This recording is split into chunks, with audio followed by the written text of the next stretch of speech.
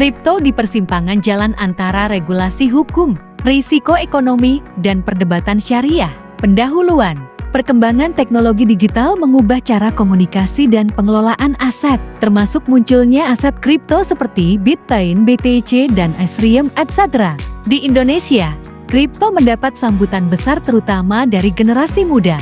Namun, kripto tidak lepas dari kontroversi terkait legalitas, risiko ekonomi, dan debat syariah. Selanjutnya, kripto dalam hukum positif Indonesia. Posisi hukum kripto masih ambigu. Undang-Undang Nomor 7 Tahun 2011 menegaskan bahwa hanya rupiah yang sah sebagai alat pembayaran sehingga kripto tidak boleh digunakan sebagai alat transaksi. Namun, pemerintah melalui Bapepti mengakui kripto sebagai komoditas digital dalam Peraturan Bapepti Nomor 5 Tahun 2019 dan melalui POJK Nomor 27 Tahun 2024 terkait perdagangan aset keuangan digital.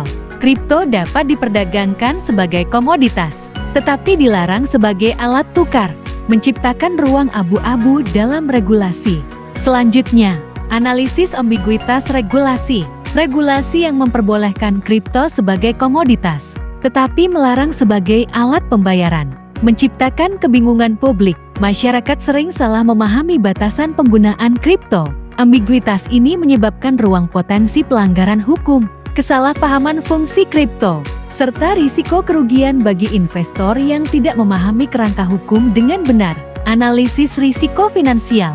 Risiko volatilitas membuat kripto masuk kategori high risk, high return. Ketiadaan underlying aset membuat nilainya sangat dipengaruhi oleh sentimen pasar. Kurangnya edukasi dan minimnya literasi keuangan memperburuk risiko. Regulasi yang masih berkembang juga membuat perlindungan konsumen belum optimal. Kripto dan risiko ekonomi. Kripto digambarkan sebagai pedang bermata dua. Di satu sisi menawarkan keuntungan besar dengan kenaikan nilai yang drastis. Pada masa pandemi, banyak masyarakat melihat kripto sebagai alternatif investasi.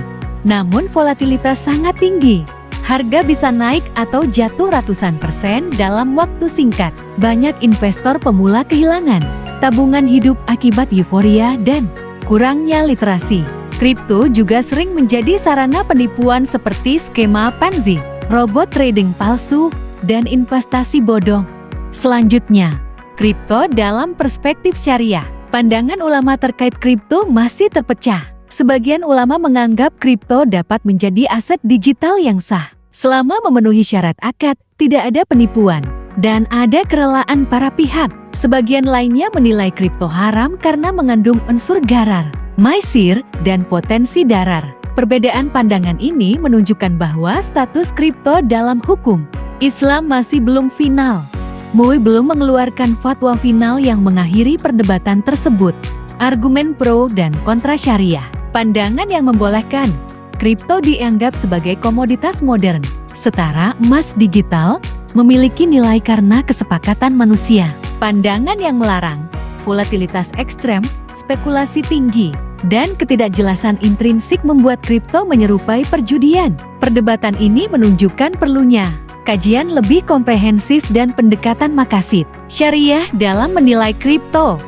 Jadi kesimpulannya, fenomena kripto menempatkan Indonesia pada dilema besar. Hukum positif mengakuinya secara terbatas. Sektor ekonomi melihatnya sebagai peluang berisiko, dan syariah masih terpecah dalam menilai kehalalannya. Diperlukan regulasi yang komprehensif, literasi publik yang lebih baik, serta pandangan ulama yang lebih mendalam. Kripto bukan sekadar persoalan teknologi atau investasi, tetapi terkait moralitas dan etika. Sebagaimana pesan Gus Mus, inti agama adalah akhlak sehingga sikap hati-hati, menjauhi keserakahan, dan menghindari penipuan harus menjadi pegangan dalam menyikapi kripto.